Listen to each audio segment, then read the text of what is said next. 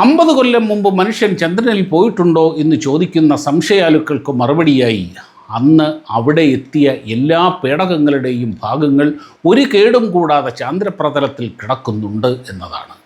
6 ദൗത്യങ്ങളിലായി ചന്ദ്രനിലിറങ്ങിയ 12 പേരുടെ കാലടിപ്പാടുകൾ വരെ അങ്ങനെ തന്നെ ചന്ദ്രനിലെ നേർത്ത പൂഴിമണലിൽ പതിഞ്ഞു കിടപ്പുണ്ട്. നമ്മുടെ ചാന്ദ്രയാൻ പേടകം അപ്പോളോ 11 ചന്ദ്രനിലെ അവശിഷ്ടത്തിൻ്റെ ഏറ്റവും തെളിമയാർന്ന ഫോട്ടോകൾ എടുത്തിട്ടുണ്ട്. ചന്ദ്രനിൽ അന്തരീക്ഷമോ വായുവോ കാറ്റോ ഒന്നുമില്ലാത്തതിനാൽ ഈ അവശിഷ്ടങ്ങളും അന്ന് അവർ നാട്ടിയ പതാകയും അവരുടെ കാലടിപ്പാടുകളുമെല്ലാം എത്ര കാലം വേണമെങ്കിലും അങ്ങനെ തന്നെ അവിടെ കിടന്നുകൊള്ളും. ചന്ദ്രനിലിറങ്ങിയ 12 പേരിൽ ബസ് ആൾഡ്രിൻ അടക്കം 4 പേർ ഇന്നും ജീവിച്ചിരിക്കുന്നുണ്ട്.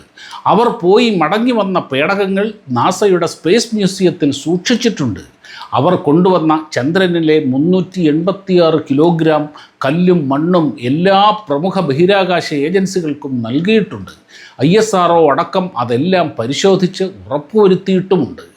അമേരിക്കയുടെ ബദ്ധശത്രുക്കളായ സോവിയറ്റ് യൂണിയനും ചൈനയും പോലും ഇന്നുവരെ അപ്പോളോ പദ്ധതികളിൽ സംശയം പ്രകടിപ്പിച്ചിട്ടില്ല.